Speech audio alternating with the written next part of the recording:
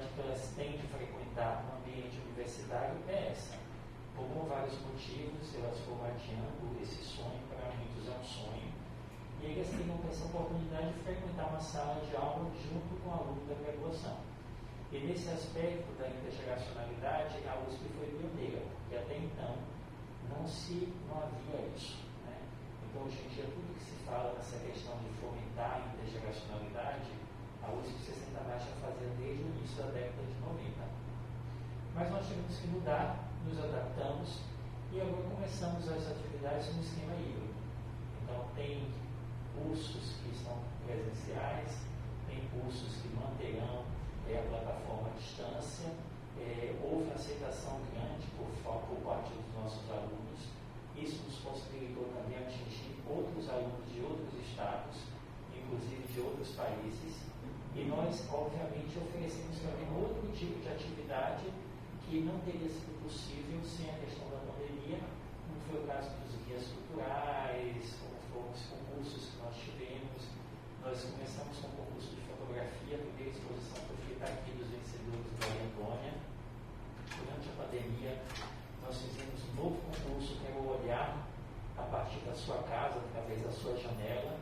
E o nosso tema de hoje será, que eu selecionei para bater um papo com vocês, será sobre a questão do isolamento social e da solidão, né, que afetou a todos nós, então, independentemente da nossa faixa etária, todos nós nos vimos de alguma forma, mais ou menos, afetados por essa necessidade de manter o distanciamento social, em muitos casos, ficarmos isolados socialmente, e isso acabou impactando muito nessa sensação subjetiva que é a solidão, que a gente vai bater um papo depois com vocês.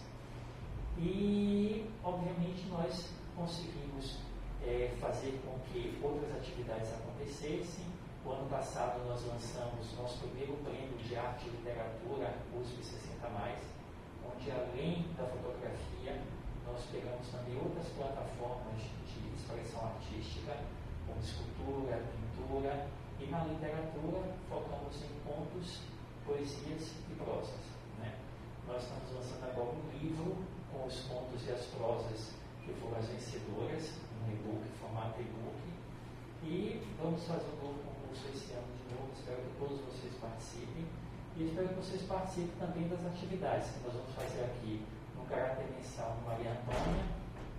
Nós podemos hoje, ao fim dessa discussão, selecionar o tema de discussão do próximo encontro, e também faremos, como começamos no ano passado, o Café USP 60 Mais.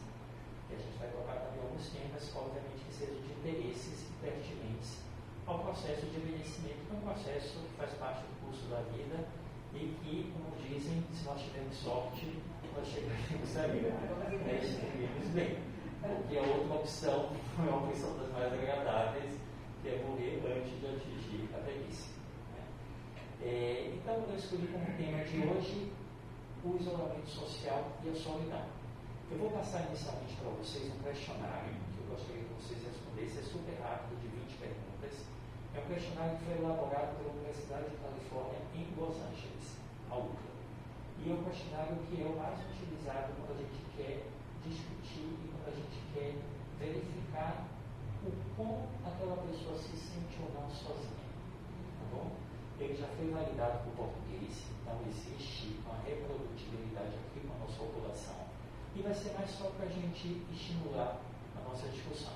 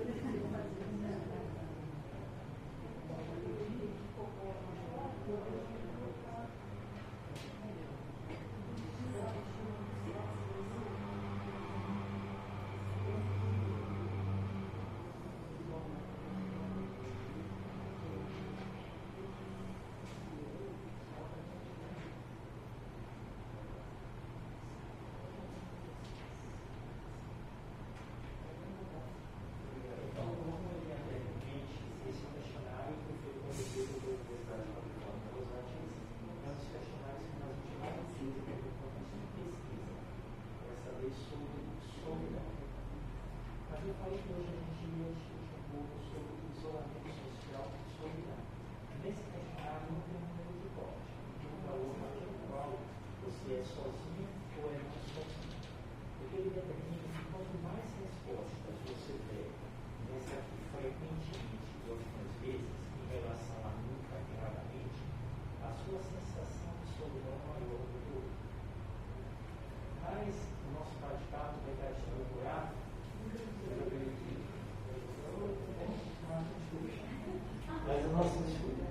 Mas o nosso bate-papo vai estar estruturado em alguns tópicos.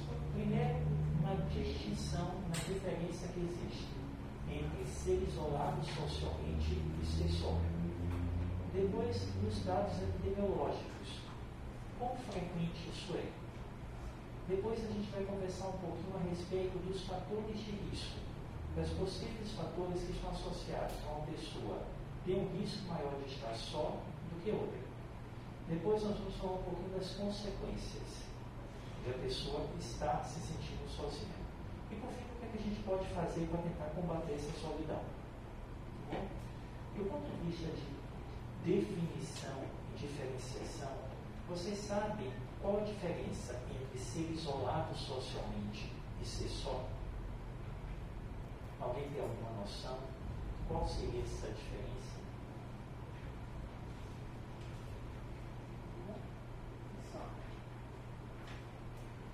Nessa pandemia, nós tivemos, por um motivo ou outro, temos que ficar isolados socialmente. Né? Obviamente, nós tínhamos que ter um distanciamento social, mas se nós estivéssemos acometidos da Covid, nós tínhamos que ficar isolados. Ou seja, nós não tínhamos que ter contato com nenhuma outra pessoa pelo risco de contaminar essa outra pessoa. Distanciamento social é essa distância que nós temos que manter. Teoricamente está liberado, mas a gente sabe que existe uma série de fatores que levaram a essa liberação. Nós temos ainda, vivendo uma pandemia, obviamente muito menor, do ponto de vista de impacto, de número de pessoas infectadas, mas a gente tinha essa distância de 2 metros entre uma pessoa e outra. Isolado é quando eu tinha que ficar restrito dentro de um ambiente, sem ter contato com outras pessoas. Mas do ponto de vista de isolamento social, quando a gente fala, do ponto de vista de definição, tirando esse contexto da Covid, seria aquela situação em que a gente tivesse um número reduzido de contatos sociais. Então, isolamento social é uma questão objetiva. Então, por exemplo, se eu tenho 1000 amigos no Facebook e ela não tem nenhuma amiga no Facebook, ela é isolada em relação a mim. Então, o número de contatos que eu tenho, o número de contatos objetivos na minha rede social, me permite dizer que eu sou isolado ou não sou isolado socialmente. Mas aí a grande diferença em relação à solidão é que o isolamento não leva em consideração a qualidade dessa relação. Eu sei que o fato de eu ter 1000 amigos no Facebook, eles não são necessariamente meus 1000 amigos. São pessoas que eu posso tirar uma foto, habitualmente quando eu estou muito bonito, muito feliz, as pessoas curtem, é seu amigo, mas não é um amigo. Né? Amigo é muito diferente do que isso. Então, ser só, ou estar só, ou sentir solidão, é a sensação objetiva que você tem que aquela relação não está correspondendo às suas expectativas. Então tem uma foto muito bonita que mostra uma pessoa repleta de outras pessoas, cercada de outras pessoas, e um senhor somente com um cachorro. E ele fala assim, aquele senhor que está com o cachorro não está se sentindo só. Apesar de não ser uma relação humana, é um vínculo que ele tem que corresponde às expectativas dele. E que faz se sentir completo. Já a pessoa pode estar dentro de um círculo de pessoas e ela está se sentindo só. Ou ele pode estar dentro da sua família e ele está se sentindo só. Ou ele pode estar do lado do seu esposo, da sua esposa, dos seus filhos e ele está se sentindo só. Então, solidão é essa sensação subjetiva. Que a gente tem aqui várias perguntas que correspondem a isso. Quando ele diz assim, por exemplo, ele sente que as pessoas ninguém o compreende, que ele não tem ninguém a que ele possa recorrer. Isso é papel de um amigo, né? Te compreender. É papel de um amigo, quando você está na dificuldade, você poder ligar e dizer assim, ó, eu preciso de você. Eu sei com quem eu posso contar. E a gente viu como isso é importante nesse momento que a gente está vivendo. Que várias pessoas perderam outras pessoas que conheciam, ou que conhecem pessoas que perderam outras pessoas, ou que viveram situações trágicas. Né? Você viver nesse momento de pandemia, ninguém imaginou passar por isso. Eu mesmo sou médico e fiquei no Covid, eu nunca imaginei que eu fosse passar por isso na minha vida. Né? Então é uma coisa que marca a pessoa. Então nós temos uma marca a partir de agora que a gente vai levar com a gente o resto da nossa vida. Nós não vamos esquecer desses 2 anos. Né? Nós mudamos, ou pelo menos teríamos que ter mudado os nossos valores. Né? E a partir daqui nós somos outros, que éramos anteriormente. Então eu seguramente sou uma outra pessoa. Não sei para melhor, para pior, não deveria ter sido para melhor, mas sou uma outra pessoa. Né? Então, essa solidão, essa sensação subjetiva, é algo que a gente não consegue quantificar. Por isso que não existe um nível de corte. 15 pontos você é sozinho, 14 pontos você não é sozinho. Isso é uma sensação que vai num contínuo, num crescendo. Você pode estar na esfera em que você é muito pouco sozinho, se sente muito pouco sozinho, ou estar na esfera em que você se sente muito sozinho. E essa sensação de solidão, ela pode variar de acordo com a fase que a gente se encontra na nossa vida. Existem fases em que essa solidão, esse sentimento de estar só, é muito mais comum do que em outras fases.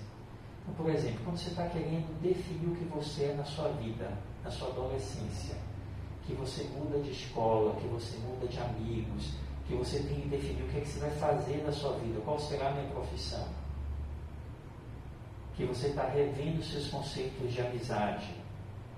Essa é uma fase em que existe um aumento da frequência de solidão. Ou quando você está se aproximando, já mais fase tardia da velhice, que você fica viúvo, que os seus filhos saem de casa, que seus amigos começam a morrer, que você se aposenta e não tem mais os vínculos do trabalho. Essa é uma fase também em que você tem um aumento da frequência de solidão. Mas, de uma forma geral, hoje em dia a solidão é considerada um problema de saúde pública mundial. Para você ter uma ideia, cerca de 50% dos jovens norte-americanos dizem que não tem um amigo. É triste, porque a sociedade ficou muito focada, 50%. É uma coisa que é praticamente imaginável, inimaginável.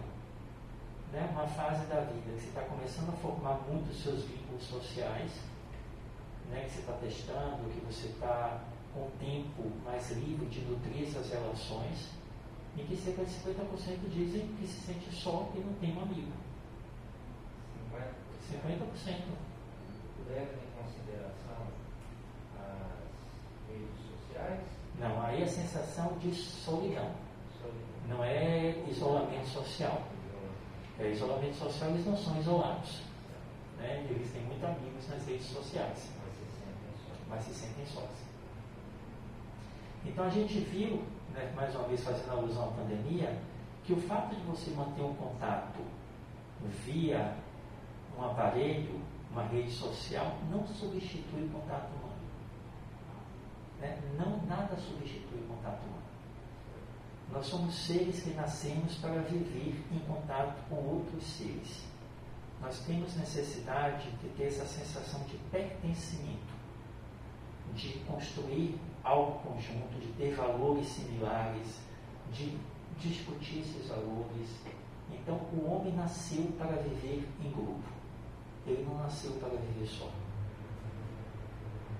E a gente viu como isso foi importante durante esse momento. A gente tinha todas as redes sociais. Eu dava aula todos os dias, várias aulas por Zoom, Classroom, Google Classroom, StreamYard, todas. Mas quando nós voltamos a ter contato com o aluno, para eles isso ali foi uma coisa um diferencial total e para a gente também. Aluno. Só para fazer um referencial com o que eu estava falando aqui das vezes. Então nada substitui. Você está fazendo um contato via azul, você está vendo a pessoa, mas não é a mesma coisa. Aquilo ali não te satisfaz, não te completa. Eu não frequento o Facebook uns 3, 4 anos. Parei. Mas é uma coisa que é. Porque é uma coisa que é não satisfatória, entendeu? Não é porque não é o real. As pessoas não estão se mostrando ali no real e aquilo ali não te satisfaz. É uma coisa que em um determinado momento você fala assim, o que é que eu estou fazendo aqui? Estou perdendo meu tempo. Né? Mas a solidão é muito frequente. Ela é tão frequente que a Inglaterra, o Reino Unido, aos 3 anos, criou o Ministério da Solidão. Simplesmente para discutir todos os problemas associados à solidão. Nos Estados Unidos, no Canadá, existem campanhas nacionais de combate à solidão. Então a solidão não é uma coisa somente da pessoa mais velha.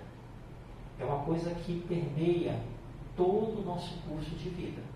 Em alguns momentos ela fica mais comum, mas ela está sempre lá presente. De tal forma que, na média, 20 a 30% das pessoas se sentem sós. Mas se a gente pega populações específicas, isso pode chegar até 60% da população.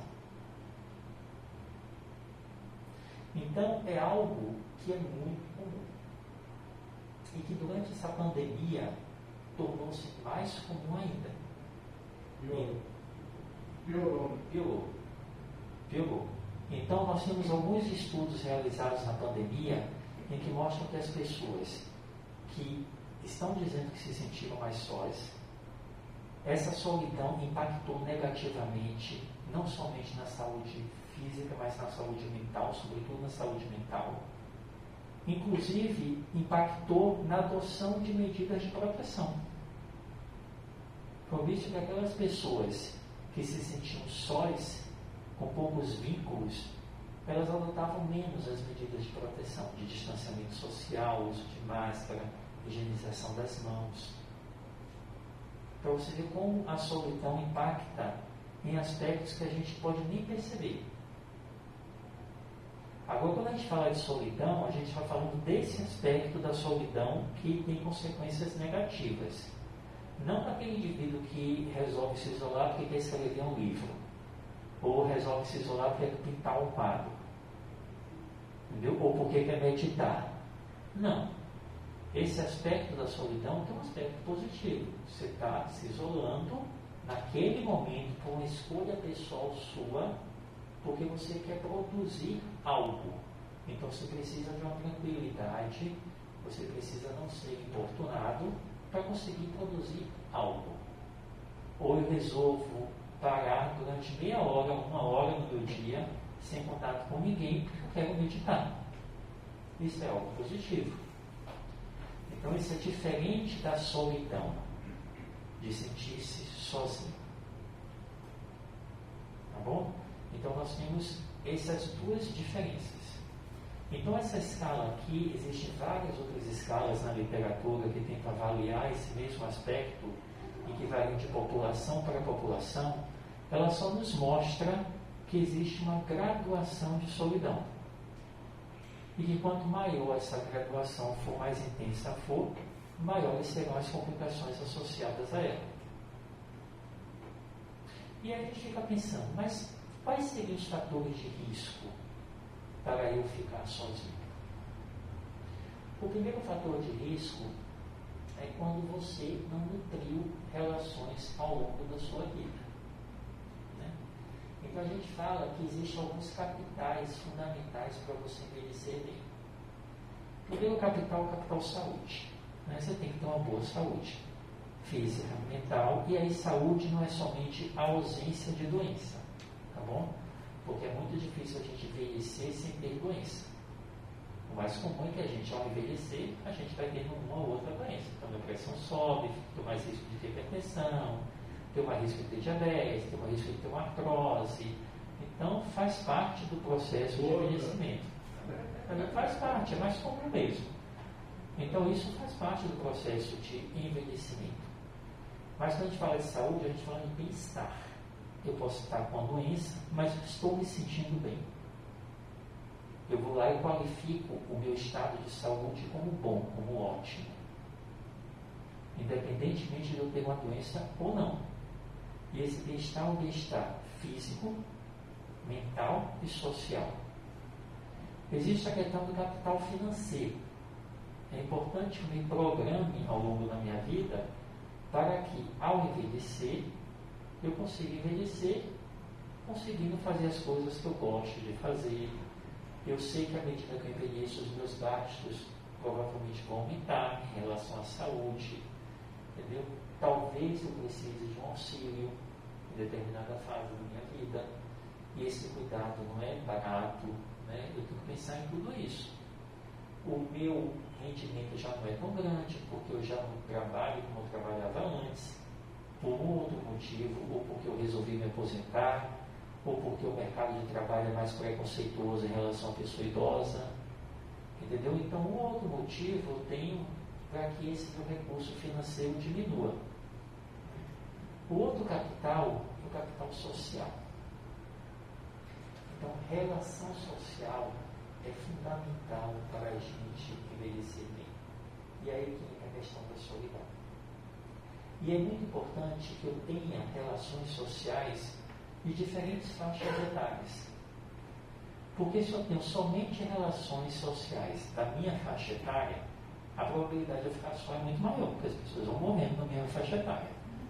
Se eu tenho uma relação social com uma pessoa que é 10 anos mais nova do que eu, muito provavelmente ela vai sobreviver a mim, né? Se for pegar só o conceito da idade. Então, teoricamente, eu vou ter uma relação mais duradoura. E as relações sociais, quando envolvem diferentes gerações, elas são muito mais produtivas, né? Porque a gente está conhecendo coisas novas, as trocas são maiores, os interesses tendem a ser interesses diversos, diferentes, e eu consigo me enriquecer do ponto de vista cultural, do ponto de vista de experiência pessoal. Então, nutrir relações é algo muito importante. E a gente nutre relações ao longo da nossa vida. E para isso tem que ter um esforço. Né? Porque muitas vezes você não vou ligar porque eu estou cansado. Ou não vou sair porque eu estou cansado. Porque eu trabalhei muito. E tudo tem que ter uma troca. Você não consegue manter uma relação se você não dá algo.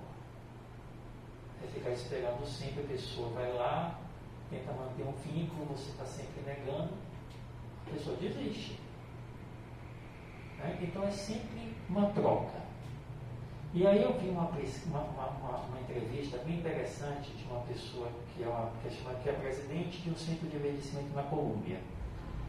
E ela falou assim, que é o que a gente fala, a nossa vida, ela sempre foi pautada numa vida de 3 estágios. Né? O primeiro estágio da nossa vida a gente estuda, o segundo a gente trabalha, cria família, acumula o capital, e o terceiro é da velhice, a gente se aposenta e teoricamente a gente teria que aproveitar e descansar. Só que isso é uma visão muito antiga de um curso de vida. Né? E uma visão que, além de antiga, muito limitante. Porque a fase que você tem de ter e consolidar suas relações é a metade da sua vida que você está tão ocupado em trabalhar, em ganhar dinheiro, em criar família, em cuidar dos seus pais, que você não tem tempo para os seus amigos. E aí, quando chega na última fase da sua vida, você não nutriu essas relações e a probabilidade de você ficar só ao envelhecer é muito maior. Por isso que a gente hoje em dia fala no curso de vida que ele não é somente concebido em 3 estágios. Ele tem múltiplos estágios. Né? Então, eu tenho 2 ou mais profissões, eu posso ter 2 ou 3 sabáticos, eu posso ter um período que eu paro, como a mulher fazia para cuidar dos filhos. O homem também pode parar para cuidar dos pais, ou cuidar dos filhos, ou cuidar dos netos. E eu posso ter uma vida produtiva muito mais longa. Porque algo que é comum a todos nós é a nossa necessidade de produzir. Porque quando você produz, você sente que você pertence a uma sociedade. Quando a gente não produz, habitualmente aquela pessoa que está produzindo te olha com um olhar de superioridade, acha que você vale menos. Né? Mas acha que você vale menos. Ou acha que você está gastando dinheiro da Previdência, que ele tem que trabalhar para você, ninguém leva em consideração o quanto você já trabalhou antes, né, para estar nessa fase, o quanto você já produziu. Né? E a pessoa acha que você vale menos para a sociedade. E ao valer menos, você é colocado de lado, você é excluído. E aí você perde essa sensação de pertencer a um grupo. E aí a solidão vem. Porque toda pessoa excluída, ela se sente sozinha. E a gente pode ser excluído de diversas formas. Formas, às vezes, muito subliminares, muito discretas, que às vezes a pessoa que está praticando o ato, ela não sente, mas você sente. E às vezes uma piada, entendeu? Que é lançada de alguma forma. E às vezes você falar e ninguém te dá atenção. E às vezes ninguém perguntar a sua opinião. Então tudo isso é exclusão. E tudo isso faz com que você se sinta sozinho. Então, esse sentimento de estar só, ele acontece em determinados momentos da nossa vida, principalmente. No adolescente, porque ele é muito jovem para trabalhar, ele está gastando, ele é um rebelde, incompreendido, e ele é colocado de lado. E quando você envelhece, porque você também já não está produzindo mais. Então o vovô e a vovó, que provavelmente o outro vai ter que sustentar na cabeça dele, né, porque não faz nada de produtivo, e toda a sua história é apagada. Então, esse ser excluído, ele se sente mais só. Quando a pessoa é viúva, ela também se sente mais só. Né? Porque aí tem toda uma história de vida, de convívio, que a não ser que a relação tenha sido muito ruim, não, ela vai se sentir algumas vezes aliviada, mas a maioria das vezes ele se sente só. Tá? E habitualmente quem enviúva mais é a mulher. Né? Porque a mulher tende a viver em torno de 5 anos a mais que o homem. Então essa sensação de solidão, ela acontece sobretudo numa fase mais final da nossa vida, por cima dos 80 anos, sexo feminino e que vive sozinha. Né? E a taxa de pessoas acima de 80 anos que vivem sozinhas na cidade de São Paulo chega a quase 27%. Então é muito alto, não é pouca coisa. Tá bom? Viver sozinho. Mas o fato de você estar vivendo dentro de um ambiente com sua família, como eu falei, não quer dizer que você não se sinta só. Né? O outro fator associado a um risco maior de solidão é quando você se aposenta. E aí, sobretudo, do homem. Bom, porque a maior parte das relações de contato e de amizade do homem são feitas dentro do ambiente de trabalho.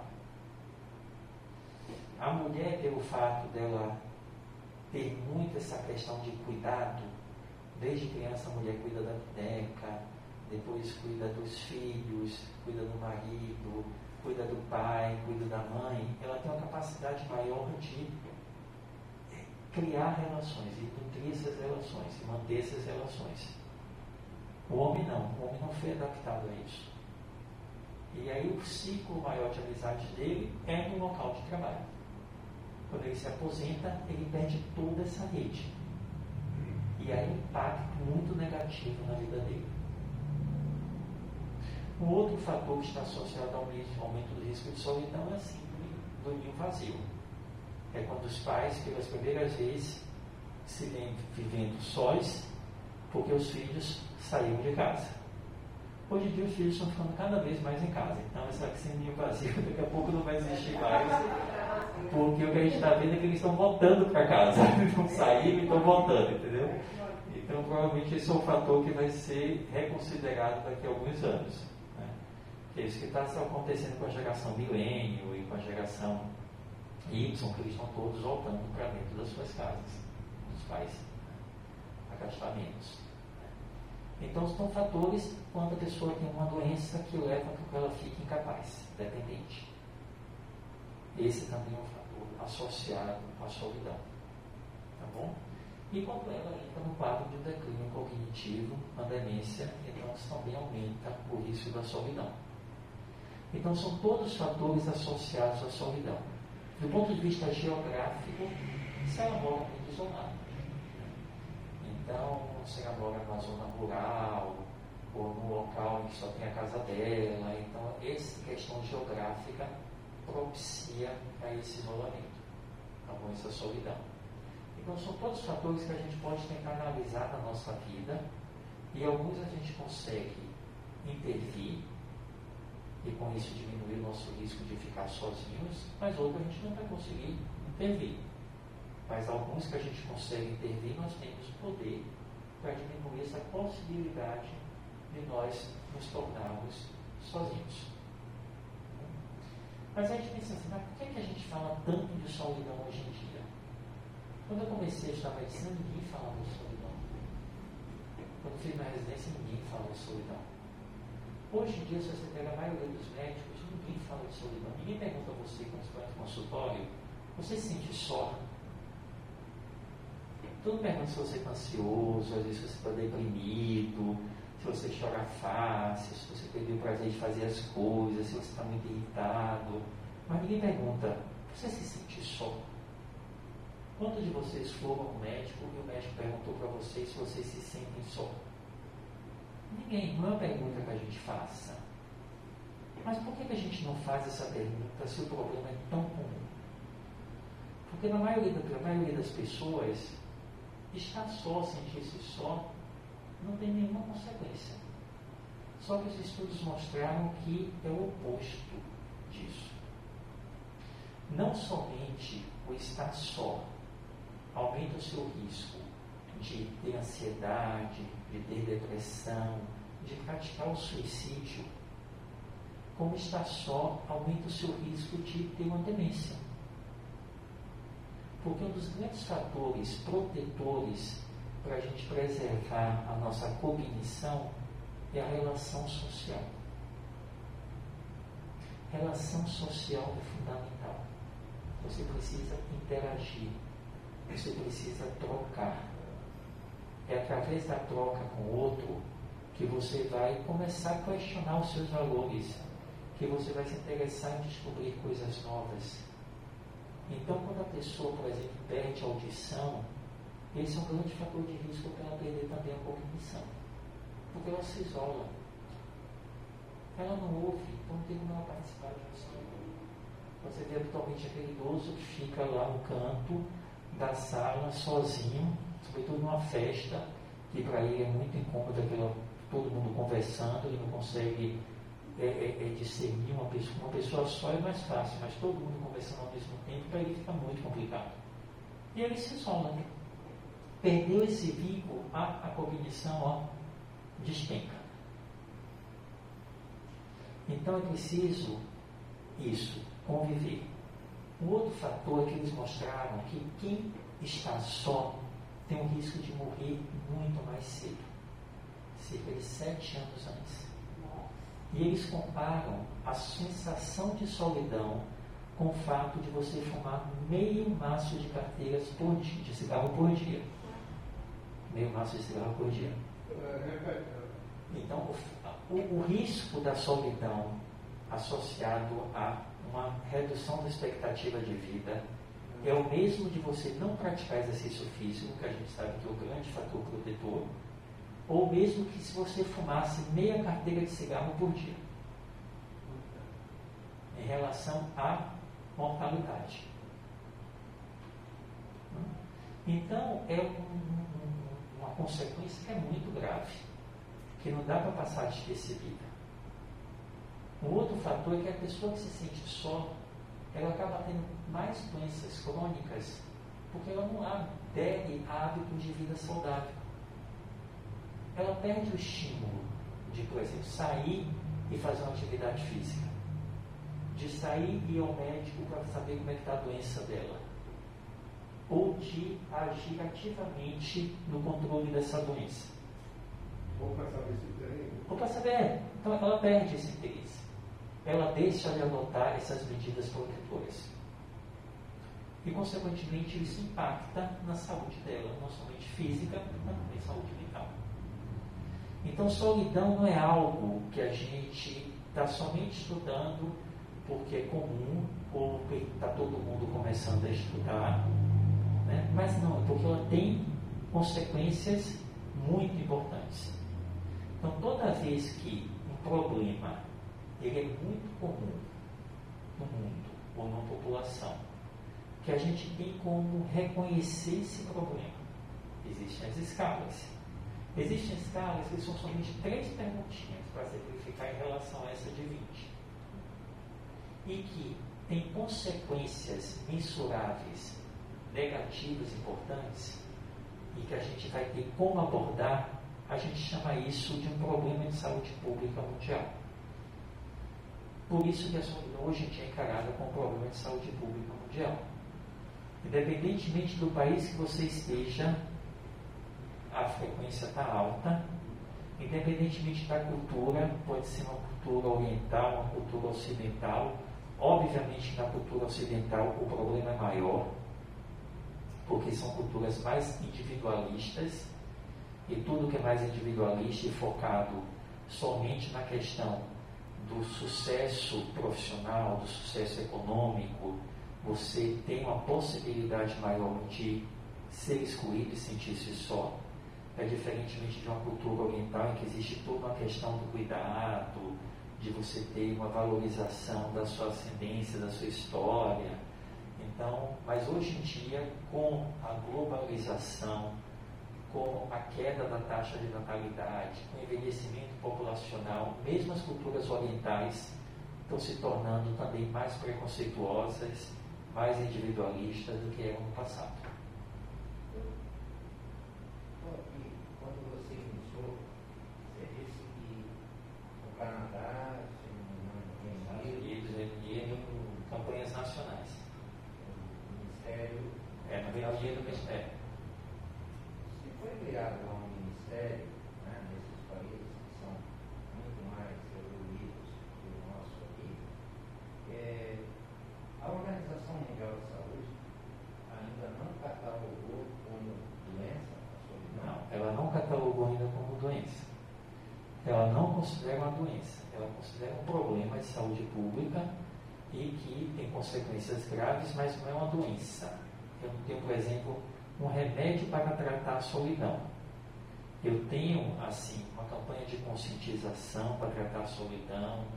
Eu tenho políticas públicas que podem ser feitas para diminuir esse isolamento social, essa sensação talvez subjetiva de sentir-se só.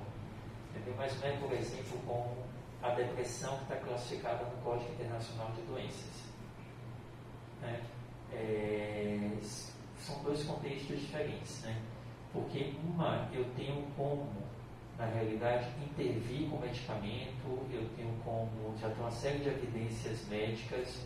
Outro problema que está surgindo mais recentemente e que a gente está reconhecendo agora a importância dele, que é diferente da depressão, que já tem décadas, né, um século. Então a gente está começando a diferenciar solidão, que não é a mesma coisa que depressão. Você considera Futuramente pode ser identificado como uma doença. Você está dizendo, a minha impressão, que é uma pandemia invisível. É uma pandemia invisível.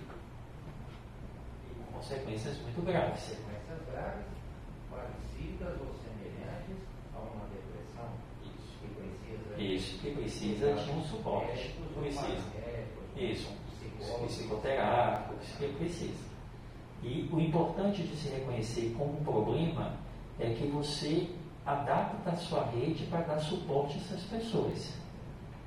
Porque se é invisível, não se faz nada, né? A gente nem pergunta. O profissional de saúde nem pergunta. Porque para ele também é invisível. Porque eu não chego no curso de medicina e vou ensinar para o meu aluno você não estudar solidão. Primeiro que ele só quer estudar algo que seja palpável, que ele possa dar remédio para tratar. né? Ou que ele possa pedir um exame que ele vai ver lá e vai misturar. Ou que ele possa fazer uma escala que diz assim, acima de 15 é depressão.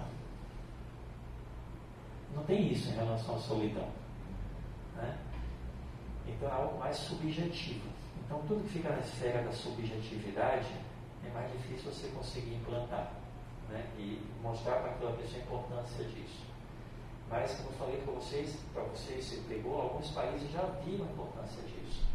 Tanto que existem campanhas de combate. Porque ele está vendo assim, nossa, se meu adolescente, meu adulto jovem, já tem quase 50% de sensação de solidão, imagine quando essa pessoa vai envelhecer. Como é que vai ser isso?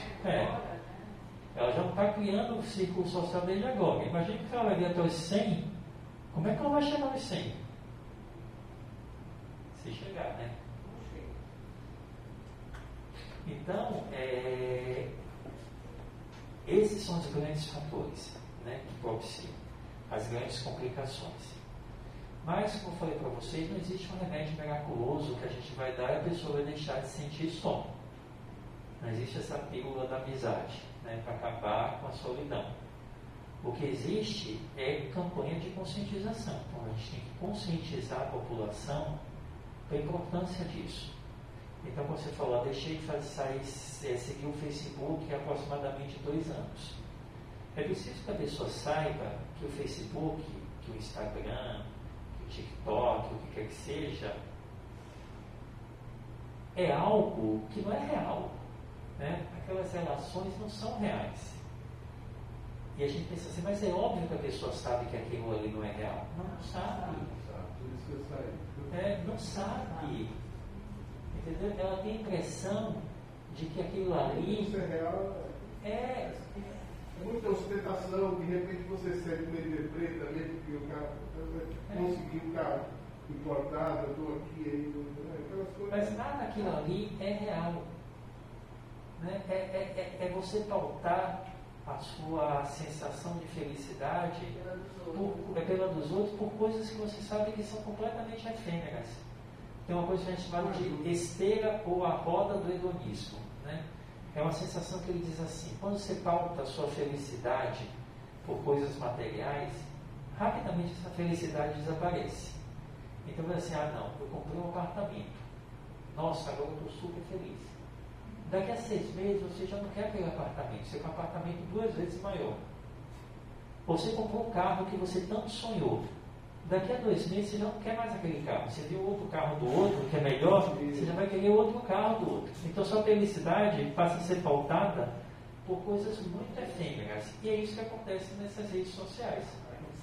É o seu padrão de amizade, de estar bem. É completamente ilusório.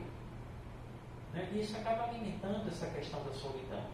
Então tem vários estudos que mostram que as redes sociais, elas não somente não diminuem essa sensação de solidão, mas como elas podem aumentar a sensação de solidão. Então, como eu falei no início, a pessoa ela não está isolada, ela tem milhões de amigos, milhões de seguidores, faz uma coisa todo mundo, mas isso não está só. Não é amizade. Não é amizade. Você não usa para você de maneira geral.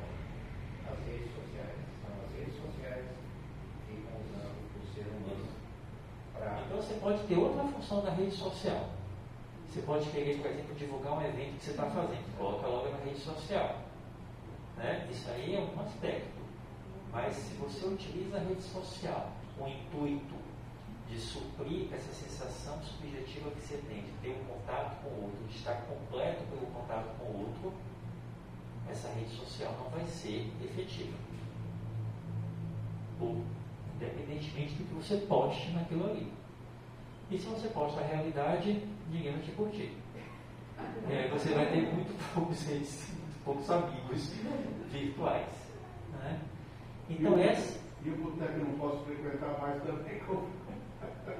Então, essa é uma forma que a gente tem que ver e conscientizar a população. Eu não sei se você vai tocar na assunto, mas você vai falar.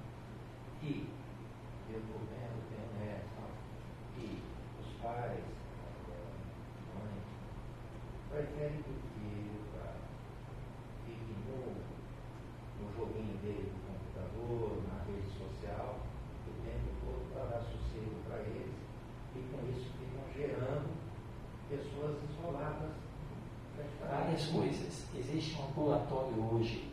rodas clínicas de usuários de computador e de smartphone. Usuários excessivos, são todas crianças e adolescentes. Isso vai ser provavelmente categorizado como uma doença mental. Né? São pessoas que elas não conseguem se desvincular de uma rede social. Elas não conseguem. O fato delas não estarem olhando toda hora aquilo dali, não estar voltando toda hora a mensagem, está gerando um estado de ansiedade tão grande que hoje em dia existe somente médicos que estão cuidando só dessa desordem mental. Por que você acha que diz assim que os grandes do Vale do Silício, que é lá em São Francisco, que criaram todas essas coisas, eles não deixam os filhos terem celular ou ficarem entrando? Tem um motivo, né? Se fosse bom, se fosse bom, todo mundo deixaria, né? Sobretudo eles. Mas assim, não é, entendeu?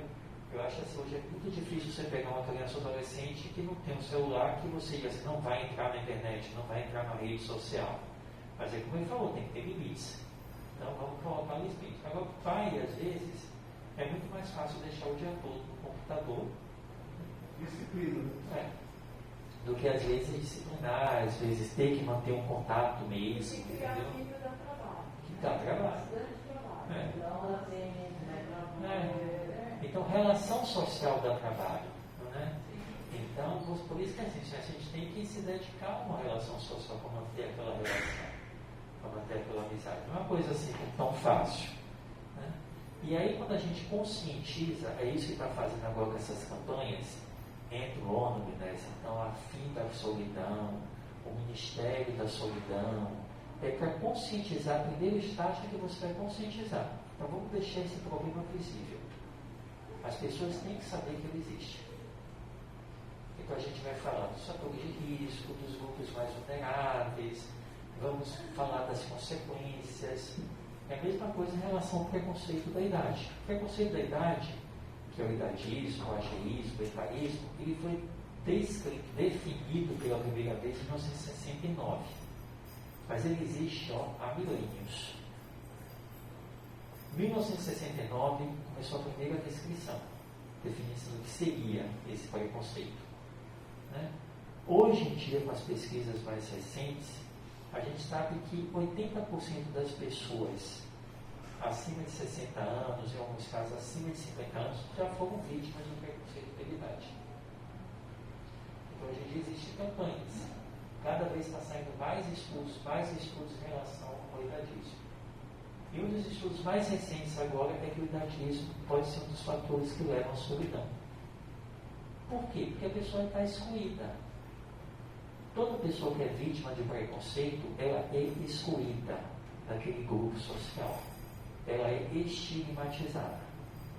O jovem olha para o velho e diz assim, eu não quero ser ele.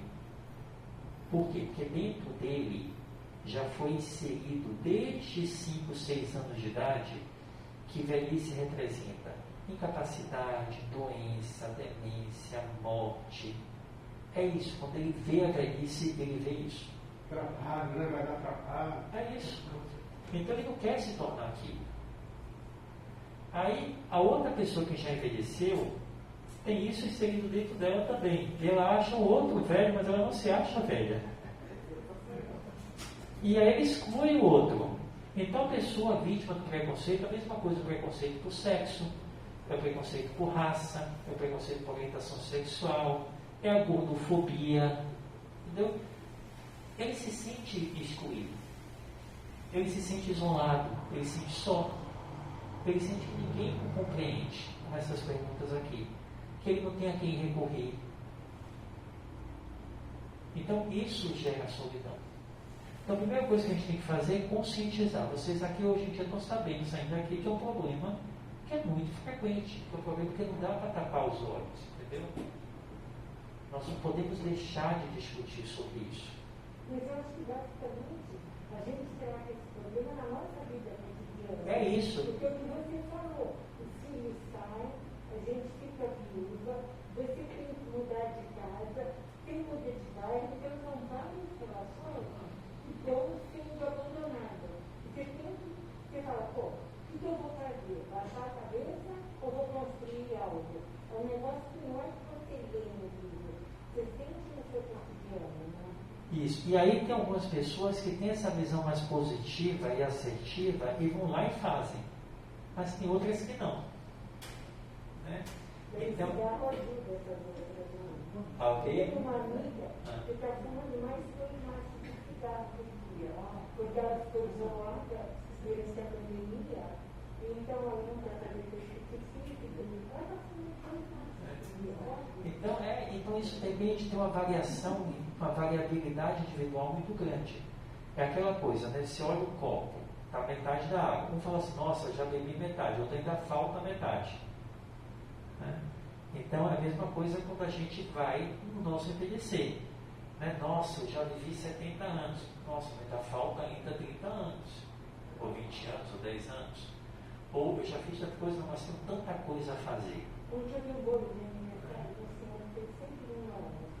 Ele mora na Bahia. Então eu fizer, sabe, a tabuleira, mas em cima tinha a casinha, a roça, o bolinho, a coração, é um bolo que é a vida dele. A vida dele. Era uma homenagem ao centenário dele. É muito bonito, entendeu? É uma história construída. É uma história que tem que ser valorizada. Né? Mas não é só o passado, é o presente e o futuro. Todos nós temos o presente e temos o futuro.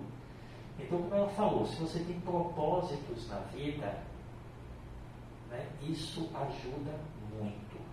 Né? E o propósito pode ser qualquer propósito. Mas se é um propósito que beneficie não somente a você, mas o outro, os ganhos são maiores. Né? Então, é ter propósito. Não precisa de um propósito de um trabalho formal que te ganhe dinheiro, mas às vezes um trabalho voluntário. O trabalho voluntário, apesar de ser tão pouco valorizado, ele tem estudos que mostram que quem ganha mais ao fazer um trabalho voluntário não é a pessoa que recebe a ação, é você que faz a ação. Né? Então isso é muito importante. Isso a gente chama de generatividade, quando algo que você faz beneficia a outra geração. Então você quer deixar um legado, você quer deixar algo que você construiu. Então minha vida serviu para algo maior. Porque não só o fato de eu enriquecer ou etc. Tá bom? Eu ter sucesso profissional. Não, eu estou beneficiando o outro. E aí quando a gente tem consciência disso, que o governo tem consciência disso, você pode ter políticas públicas que diminuam o risco desses grupos mais vulneráveis de ficarem sozinhos. Então, por exemplo, lá na Inglaterra, lá nos Estados Unidos, no Canadá, tem organizações em que as pessoas ligam para aquelas pessoas que estão cadastradas. Antigamente elas iam na casa para bater um papo, 1 hora. Ou ajudava aquela pessoa a fazer compras no supermercado. Ou passeava junto com a pessoa, com o cachorro daquela pessoa. Então, é um momento que você tem de relacionar-se. Por exemplo, agora na Holanda, eles criaram nos supermercados postos em que fica a pessoa mais velha para conversar com o outro. E as pessoas param e vão conversar. Já é especificamente para isso. Já é especificamente para isso. Para manter vínculo. Uma situação, por exemplo, em que o aluno da faculdade, lá eles mudam muito de cidade para fazer faculdade. Né?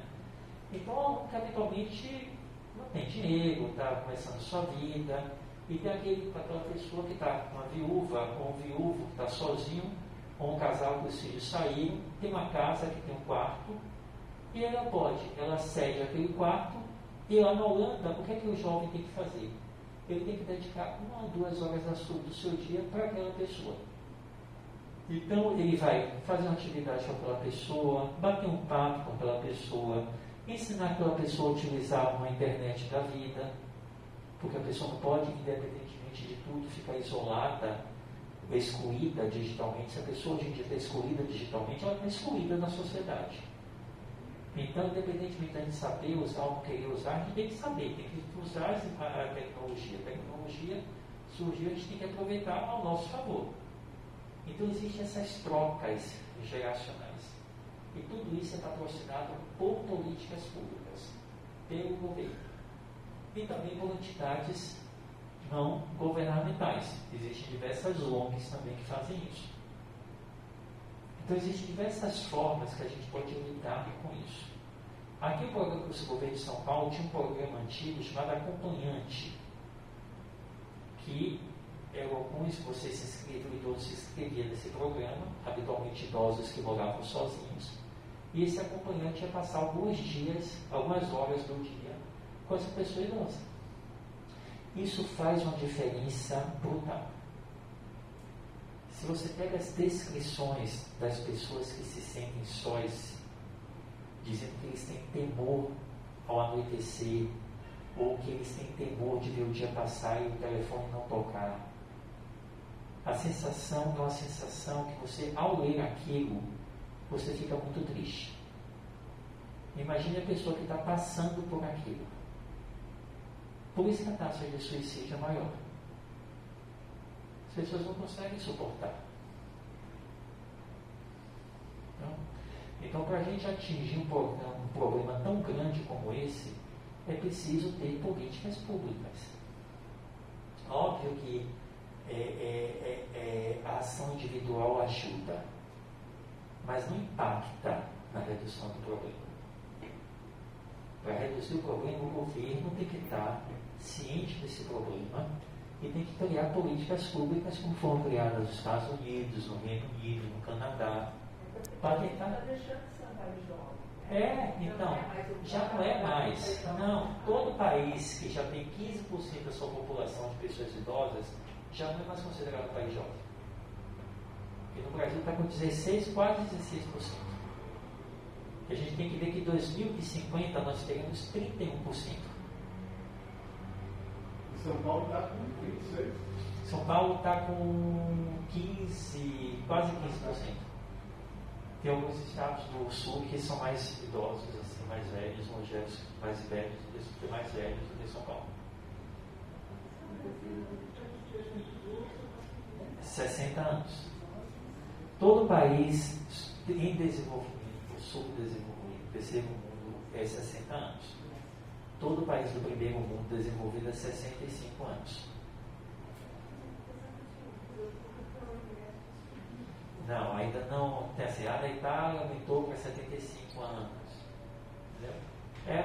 Isso aí, a idade cronológica é somente importante na questão de política. Né? É uma questão política para estabelecer normas, então, regras, então utiliza essa idade cronológica. Mas o ideal, como todo quem estuda envelhecimento, seria sempre utilizar o termo da idade biológica ou da idade funcional, que aí varia de pessoa a pessoa e decorre muito das condições de vida que foram te oferecidas ao longo, que você escolheu ou não, adotou ou não.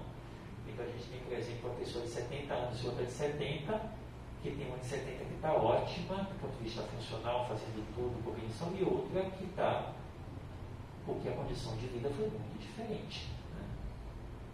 Para envelhecer bem, você tem que ter uma condição apropriada para envelhecer. Não é todo mundo que vai envelhecer bem porque você nasceu em um ambiente não propício para isso. Veja aqui em São Paulo. Em São Paulo nós temos diferença de expectativa de vida de 25 anos. Então, uma pessoa que mora no Jardim Paulistano tem uma expectativa média de vida de 80. Uma pessoa que mora no Jardim Ângela tem uma expectativa de vida de 55. Ela não consegue nem atingir o marco cronológico de ser considerada pessoa idosa na mesma cidade. Mas não é só em São Paulo, em Chicago também, se a gente pega as zonas mais ricas e brancas, as zonas mais pobres e pretas, a diferença de expectativa de vida é de 30 anos. Isso é geral. 30 anos. Diferença. Em Nova York, a expectativa de vida é de cerca de 28 anos também. De diferença. Então não é só, é desigualdade. Isso é um símbolo, um marco da desigualdade. Quanto mais desigual for o país, maior será a diferença de expectativas de vida. Eu estava vendo na TV, esse policial que mataram ontem aí, estava namorado, porque estava no Jardim São Luís, né? E ele falou, pô, ele estava entre duas favelas, Paraisópolis e quer dizer, eu nem sabia que São Luís era favela, porque na verdade é um bairro, mas são casas de bloco, aquela coisa de, né, tipo favela mesmo, viu? Vamos dizer, eu quero falar também da saída do idoso à noite. Me gera uma insegurança tremenda. Ele não sabe pedir para a pessoa. Hoje eu esqueci o celular no bolso para você, mas normalmente eu não vou para rua com o celular. Mas é mesmo, não dá. E essa conversa, a política pública, o Brasil está vivendo mais. A conversa tem que crescer. E eu também desenvolvo isso. Não, porque a nossa expectativa de vida aumentou. A gente pega a expectativa de vida geral. A gente não pega essas diferenças. Existe aqui na cidade de São Paulo um estudo chamado desigualômetro, que é o mapa da desigualdade. Então, o último que eles fizeram foi antes da pandemia, e eles pegam diversos marcadores de desigualdade. Então, eles pegam assim, número de unidade básica de saúde por região de São Paulo. Você vê que no centro está tudo lotado, na periferia não tem nenhuma. Números de equipamentos culturais, biblioteca. Centro de São Paulo lotado, periferia nada. Gravidez em adolescente, que também é um marco da desigualdade. Aí você tem uma taxa assim, ínfima lá em Moema, aí você pega a periferia, um monte de menina grávida, aos 10, 11 anos de idade. Imagine, o que é que essa menina que está grávida aos 10, 11 anos de idade vai ter de oportunidade na vida dela? Pior, né? Já não tinha. Então, assim, a história se repete, entendeu? Então, você sair desse círculo de desigualdade e ascender verticalmente é muito difícil. Muito difícil. É por isso que quando a gente pega, por exemplo, um cara que é um criminoso, se olha assim a vida dele, o pai já foi, o avô já foi, porque aquele mesmo ambiente social é muito difícil você sair desse círculo.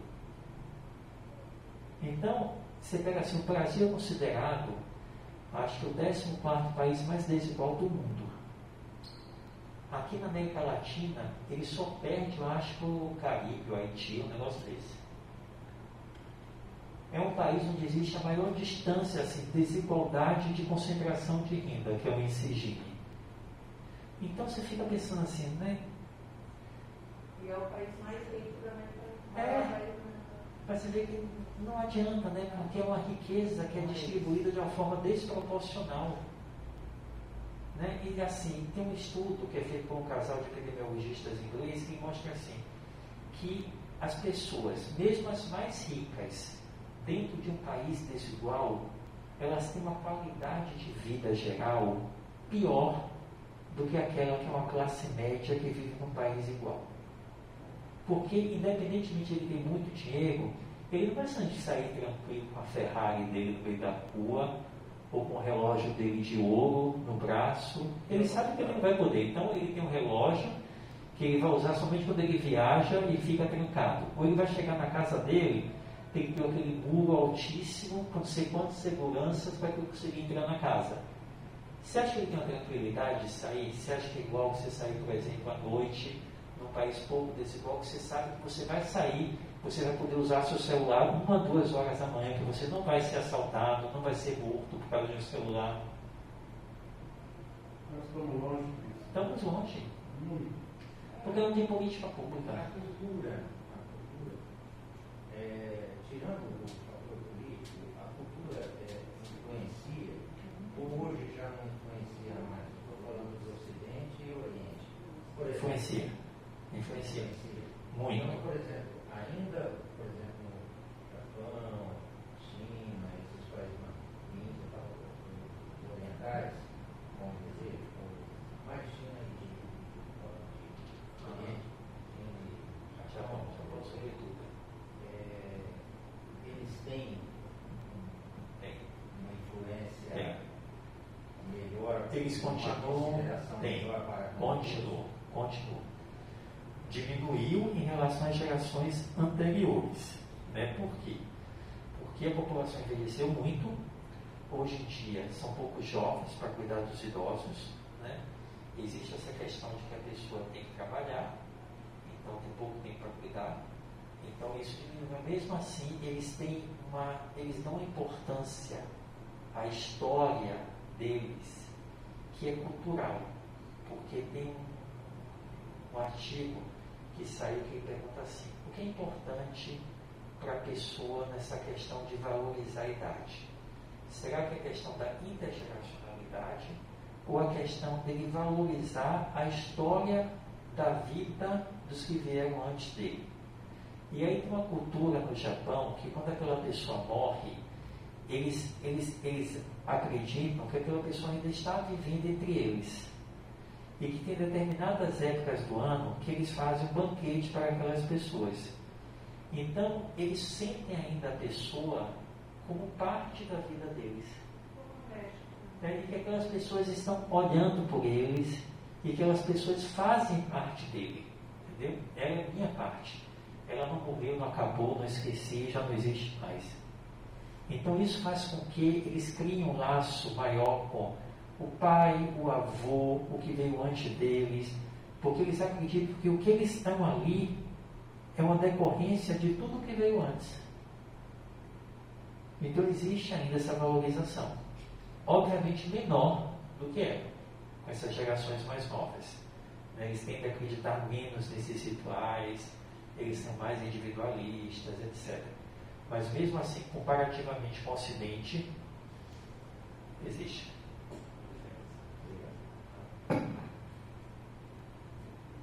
Então, era isso que eu gostaria de falar com vocês. Obrigado. E aí a gente vai ter uma próxima reunião. Se vocês quiserem discutir algum tema específico, a gente pode entrar em contato com a Sandra, né? Vocês podem manter uma dica do que vocês querem discutir. A gente pode... Serão mensagens. E sempre assim, no horário das 5 da tarde, sempre numa terça-feira. Tá bom? Então, muito bom estar aqui de novo com vocês presencialmente, olhando todo mundo ao vivo. Então, e é uma realidade que a gente tem que aprender a gente valorizar muito o que a gente tinha e não valorizava. Né? Então, quando começou a pandemia, todo mundo falou assim: não, a humanidade vai ficar melhor. Agora fala assim: nossa, a humanidade poderia ter melhorado tanto e não melhorou nada. Mal acabamos a pandemia, começou uma guerra. Para que maior exemplo do que esse, né? Então a gente vê aí que o ser humano ele poderia aproveitar para evoluir, para melhorar, mas vamos levando, né?